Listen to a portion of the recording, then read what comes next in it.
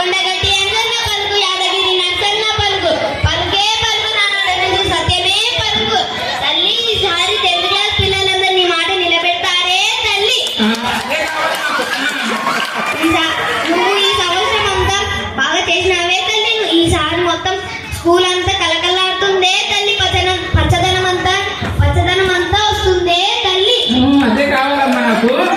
సరే ఇంకా ఈ స్కూల్ మొత్తం బాగుంటుందే తల్లి. ఈ స్కూల్ బంగారు భవిష్యత్తు ఉందే తల్లి. ఈ స్కూల్ మాట ఈ స్కూల్ బాగుపడుతుందే తల్లి. ఈసారి మొత్తం కలకలాడుతుందే తల్లి. సరే బాగుందా?